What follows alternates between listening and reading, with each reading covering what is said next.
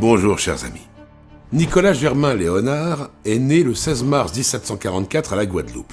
Il arrive assez tôt en métropole pour ses études et se retrouve couronné comme poète à l'âge de 18 ans par l'Académie de Rouen. On n'est pas égaux, je vous dis. En 1772, il a 28 ans et publie La Nouvelle Clémentine, inspirée d'une histoire vraie. Il y a des éléments de la vie qui marquent tellement un auteur que son œuvre en sera toujours marquée. Il avait dû se séparer d'une jeune fille qu'il aimait et dont il était aimé, parce que la belle famille le considérait de trop basse extraction pour un mariage.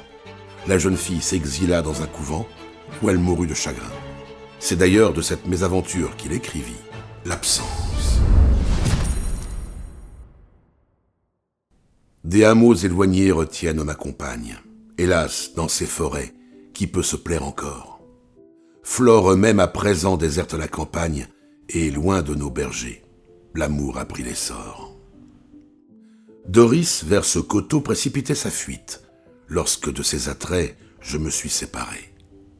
Doux zéphyr, si tu sors du séjour qu'elle habite, viens, que je sente au moins l'air qu'elle a respiré.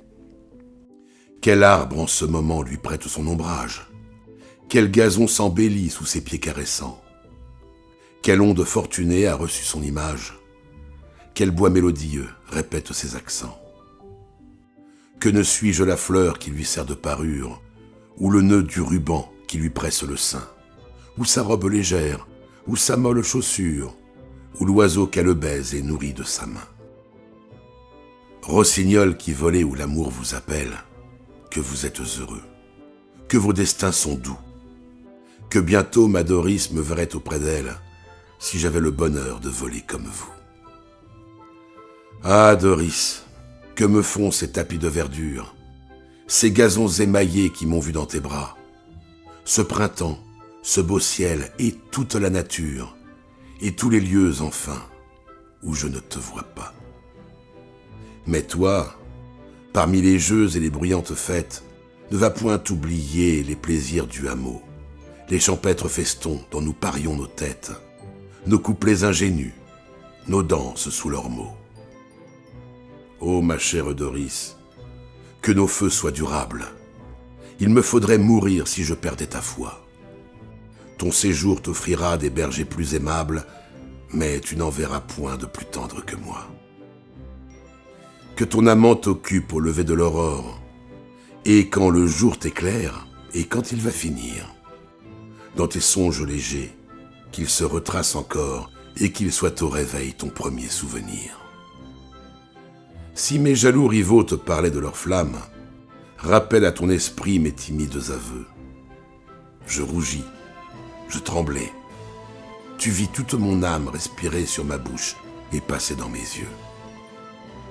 Et maintenant, grand Dieu, quelle est mon infortune?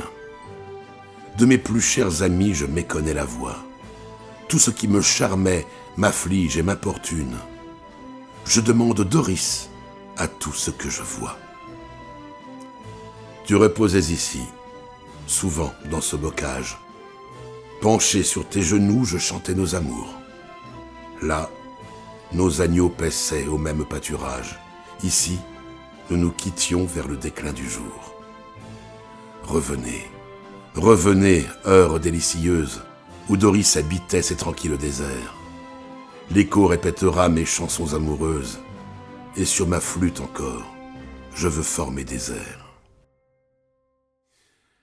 C'est également en pensant à son amour perdu qu'il écrivit en exergue du roman « Un seul être me manque et tout est dépeuplé ».